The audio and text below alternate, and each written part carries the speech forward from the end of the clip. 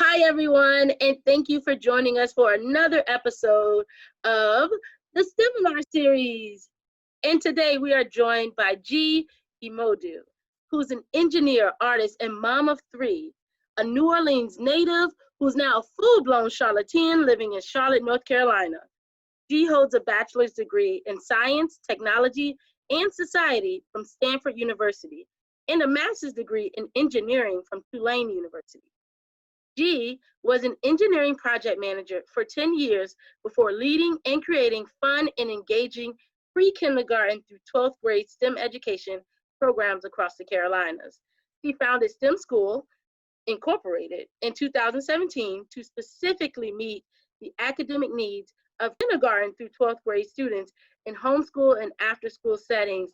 Everyone, let's give a quick round of applause for G. Thank you for joining us, G. Thank you for having me. And tell us more about STEM Skool, the purpose, all that good stuff.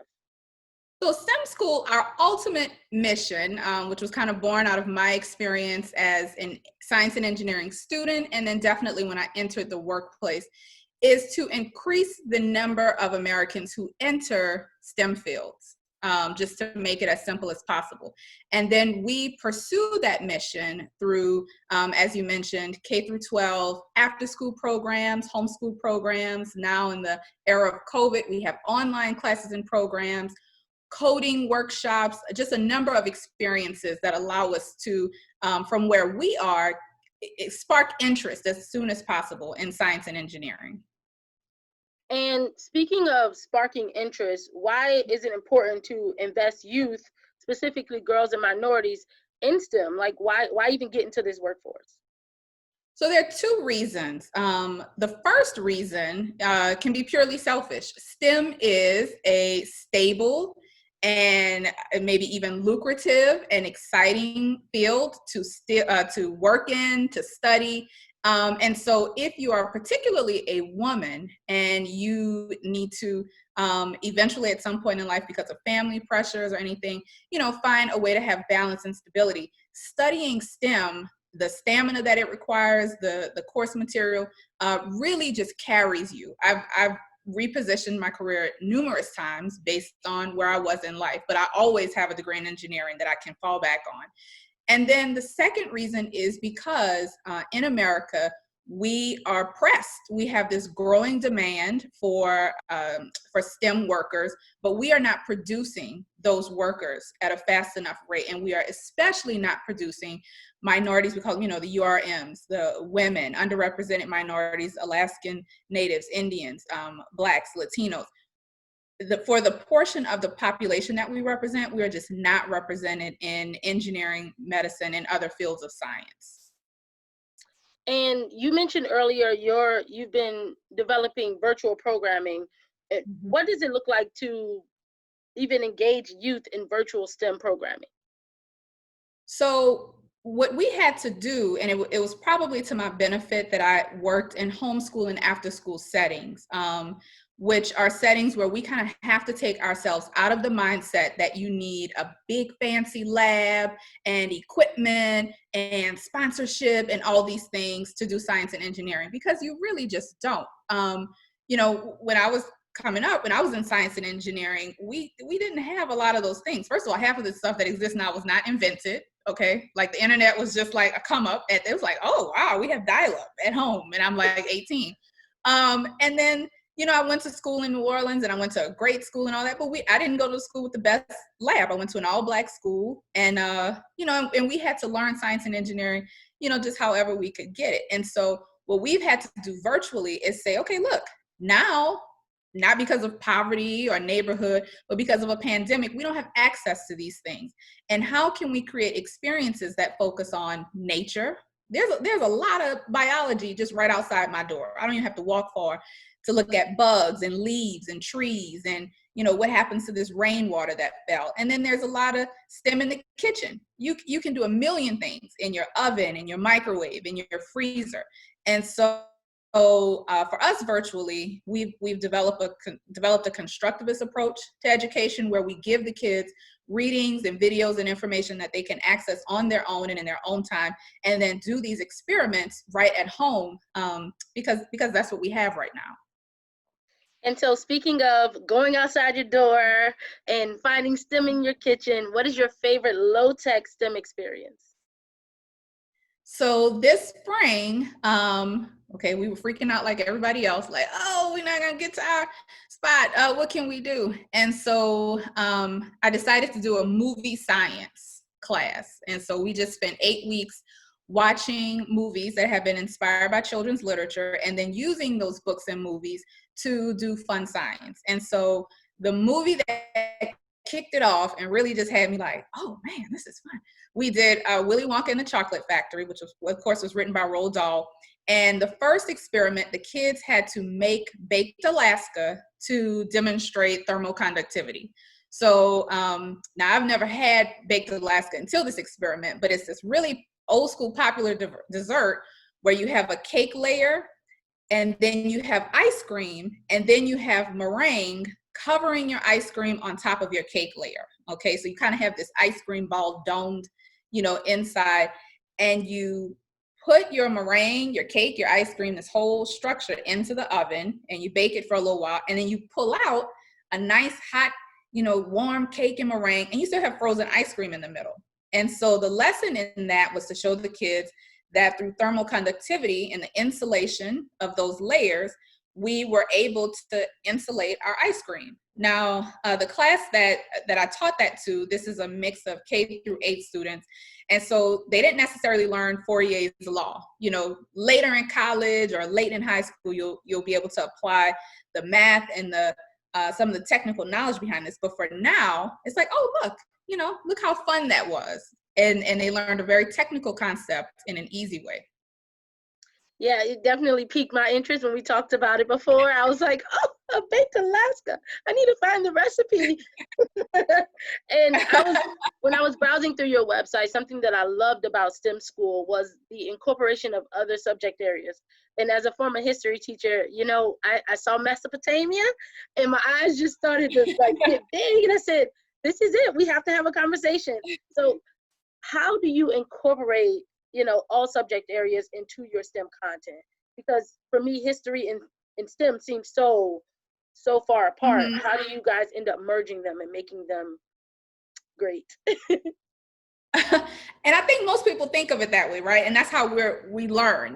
Maybe your 11th grade year, you have American history, and then over here you have physics. And you're not really being taught that neither one of these things happen in a bubble. So for our program in general, our message is that scientists and engineers, they're working out human issues, social issues. I tell my kids all the time, for no reason would I just go outside and in my front yard construct a bridge. Not only would I not do it, nobody's going to pay me to do that, not to show off how well I build bridges or how beautiful bridges are. So why would we ever build a bridge? Well, we will build a bridge because there's a group of people here that needs to communicate with this group here. Maybe they want to communicate for trade or commerce. Maybe there was a war that damaged the road that existed between them. Maybe there was an earthquake. Maybe there's a river. So scientists, engineers, and historians, we work together because science and engineering often answer problems that have come up in history. Neither one of these things exist in a bubble. And so I'm very fortunate. I co-teach many of my classes with a woman who is a historian. She's a former CMS Charlotte Mecklenburg librarian, and she's as into history as I am into science. And so our next session, Mesopotamia, comes up because I'm teaching agriculture and agricultural engineering in my classes. Well, Mesopotamia is where this all started. And so that's how we kind of bridge that gap. And so so think back to when you first started this program, because you don't start from scratch. You have to get people invested, right? You start from scratch, but you have to get people excited about it. They have to want to buy in, right? So how do you continue to engage all stakeholders in your programming? Because again, when I think of STEM, I don't think of history, but that's an added bonus, right? That's an added perk. So how do you keep people interested and want to engage with you all? So one thing, probably the main thing that we look at is how to not alienate a non-science and engineering community, not just in the field of education, but I practiced for many years and I studied, science and engineering for many years. And the scientists and the engineers, they kind of work and live in these esoteric bubbles, and everybody's just like, we don't know what they're doing over there. They're weird. They're not really talking to us. We don't speak their language. And so when you are trying to establish a program to, one, fuel interest in children that already like science and engineering, but maybe more importantly for kids who don't even think it's on their radar, say, hey, have you thought about being in agricultural engineering? You might really like that. You like music? What about acoustical engineering? And but bringing those lessons down to things that you can do, as I mentioned, at home. Saying you think acoustical engineering is this big thing. Watch me put a balloon on top of a drum and hit it, and then I'll show you a sound wave. Well, that's something that the kid feels comfortable with, grandma and grandpa feel comfortable with.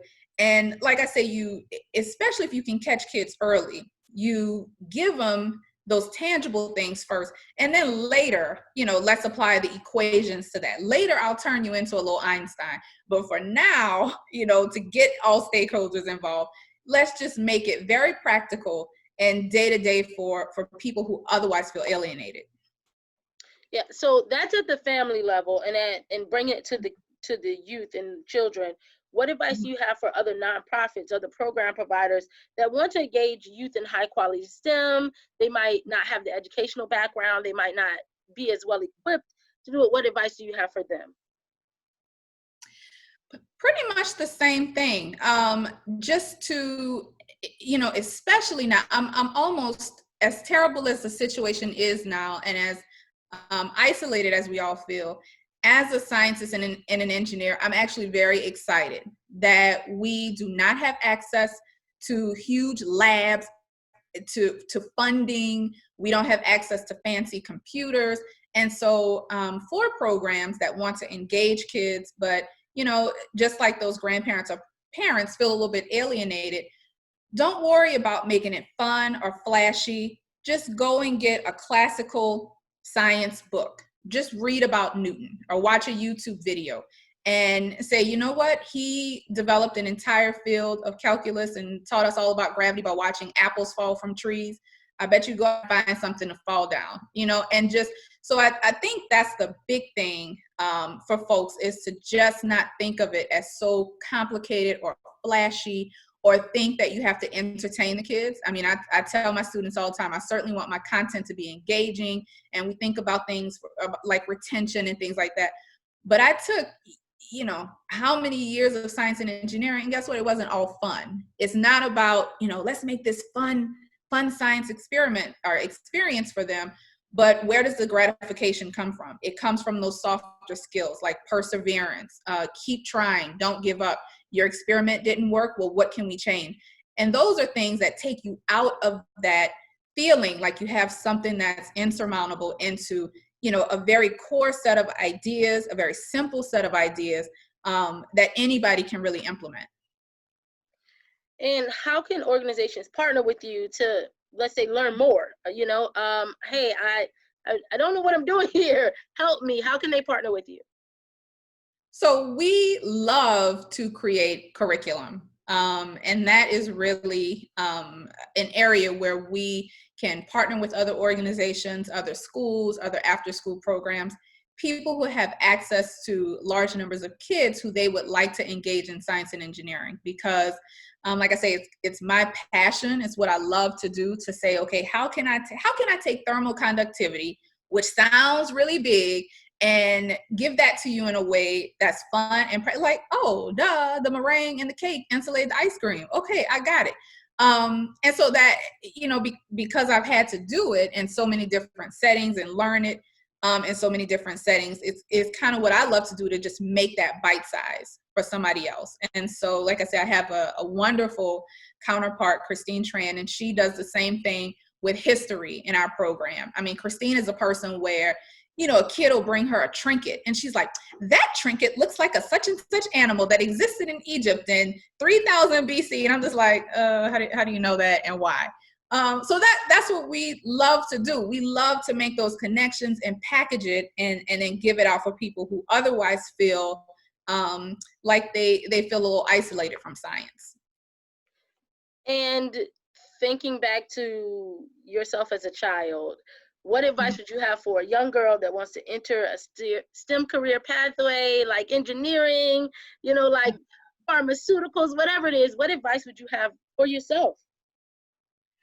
I mean, I had over the course of my college career, graduate career, and then working, and then getting married and having children. I kind of had a love-hate thing going with science and engineering for a long time, because when you're an academic, like I said, it's one of those fields that isolates itself. The way it's set up academically, it's kind of isolated from everything else, and you're like in it.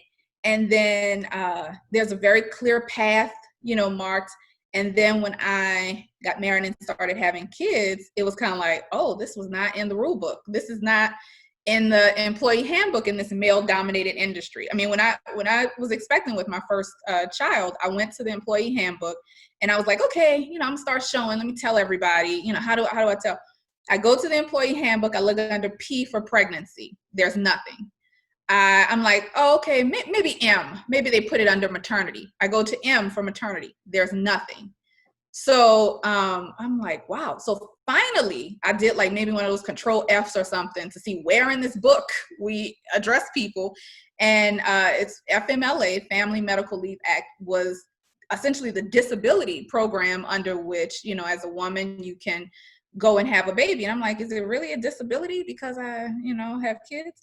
And so women and minorities, particularly women, need to be in place to learn more answer about the those North Carolina Science Fair questions, to Foundation normalize and the work that women they're in doing with the science and North Carolina engineering. Science and Engineering Fair, I was visit able over the years to do technical writing and of course now education and kind of www.ncsef.org. parlay science and engineering into different things, but that wasn't obvious at that point. Women need to be at the table to have the conversations. Like I say, science and engineering don't happen in a bubble. We are helping communities. We're solving problems. And we need to be there to say, hey, you can't build that road right there. There are a lot of people who go to church over there and then they can't get there. Just those things that we as women and mothers are sensitive about. We need to be at the table. Everything from how projects are thought of and executed, from how the employee handbooks are written to not include normal womanly things like having babies as disabilities. Every part of that needs to include our voice and our perspective. And so women, if you're listening, please think about being an engineer. It's important. And like I said earlier, it's also a very stable and financially wise decision to pursue a career in STEM, because those opportunities are there. There are very flexible opportunities there. And so, of course, I highly recommend it. And thank you so much for doing this seminar with us. And I want to say personally, thank you for being, one, a woman in STEM, two, a minority in STEM. That's amazing. And thank you for all the work that you've done with youth in North Carolina and youth that you will impact beyond North Carolina, beyond our state. Thank you so much. Thank you for having me. Thanks so much. To learn more about the awesome things they're doing at STEM School, visit www.stemschool.org. Don't forget to like, share, and subscribe to our YouTube channel for more videos like this and others that we know you'll enjoy. Do you have an idea for a STEMinar or a webinar that you would love to see NCCAP cover? Well, comment below or check out our website at www.ncafterschool.org.